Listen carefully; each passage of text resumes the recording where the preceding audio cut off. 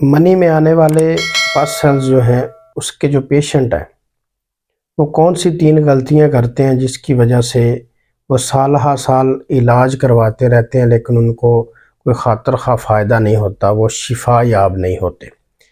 आज के इस लेक्चर में मैंने आपको वो 3 गलतियां बतानी हैं जो पस सेल्स के पेशेंट करते हैं और वो शिफा याब नहीं हो पाते।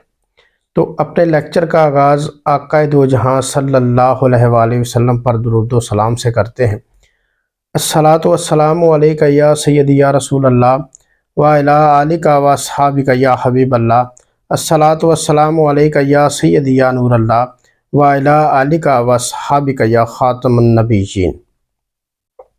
मेरा नाम है जी डॉक्टर उस्मान इलियास और मैं अपने YouTube channel doctor Usman official पर आप तमाम दोस्तों को खुशामदीद कहता हूँ। सबसे पहले तो जिन दोस्तों ने अभी तक मेरा यूट्यूब चैनल को सब्सक्राइब नहीं किया उनसे मैं रिक्वेस्ट करूंगा कि मेरे चैनल को लाजमी सब्सक्राइब करें और बेल आइकन को लाजमी प्रेस करें ताकि मेरी हर नई आने वाली वीडियो आप तक सबसे पहले पहुंच सके। तो आज पस सेल्स के जो पेशेंट हैं उनको मैंने वो 3 गलतियां बतानी हैं जो वो अपने इलाज के दौरान करते हैं। सबसे पहली गलती ये है कि वो 3 मेडिसिन हैं जो इस्तेमाल करते हैं इस मर्ज़ के लिए। पहली मेडिसिन है जी गोनाडिलेफ, दूसरी एवियन और तीसरी जो है वो सर्बेक्सजी है।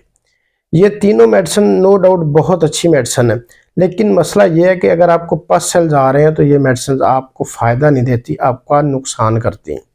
नुकसान क्या करती हैं कि इनकी वजह से आपके पस सेल्स में इजाफा हो जाता है, ठीक है, और आपके जो स्पर्म्स हैं वो और ज़्यादा डेड होना शुरू हो जाते हैं।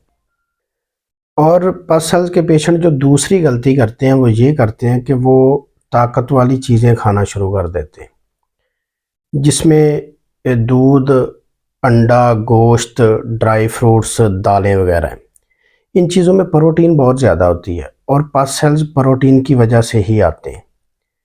आपने ये चीज़ें बिल्कुल भी इस्तेमाल नहीं करनी। तीसरी गलती जो पस सेल्स के पेशेंट करते हैं वो ये करते हैं कि पस सेल्स का इलाज वो एंटीबायोटिक मेडिसिन से करने की कोशिश करते हैं।